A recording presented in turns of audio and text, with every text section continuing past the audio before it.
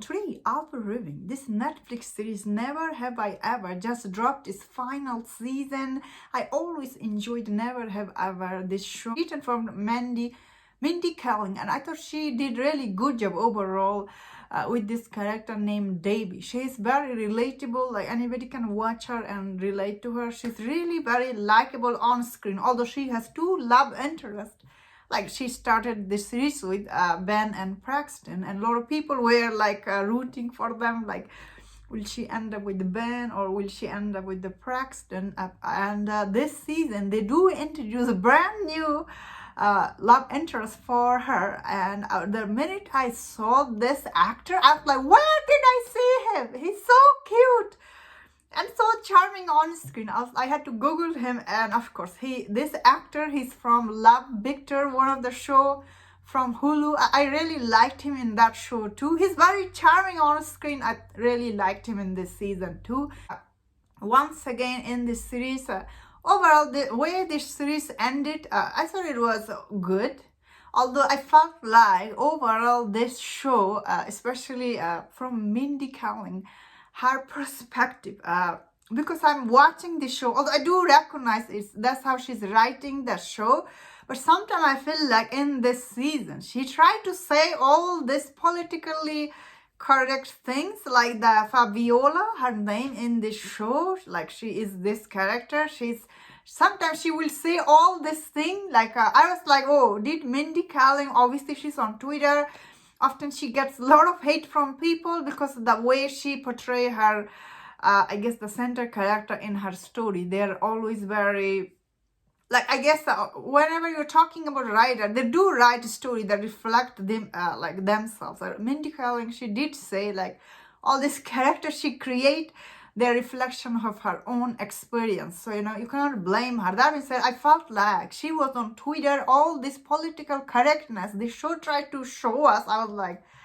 really? Do you needed all this thing to edit? Although I do understand the target audience for this show, they will not see the difference. Of course, I do still feel really ridiculous watching this show because all this thing Debbie, she says in this show, sometimes really feel like very inappropriate for her age. Like she's not end of the day 18, she's just this teen. All these things she talks about in the show, it's really cringe sometimes as a viewer, because I'm saying is like as a viewer and as a reviewer, and especially someone who has seen other teen show, that's not how teens should be talking with each other. Mindy Kaling, she thinks that's how they're talking, because other teen show, they're not talking like that. The inappropriate stuff Debbie, she says in the show, I was like, oh my god, stop talking. Again, if Mindy was saying this, like in her Mindy show, she was talking like that, which made sense because she is this middle-aged woman in New York City. She was trying to find a guy. So it made sense for her to say all those things, especially she was adult, But this series, it centers around all these teen, and they're talking like, oh my god, especially you have seen other teen shows. That's not how they talk. Or should be talking. I don't know how they talk, but I'm saying it's really feel inappropriate. And this actress, Debbie, she's really good. You gotta give it to her. All this cringy dialogue she's able to sell to her audience.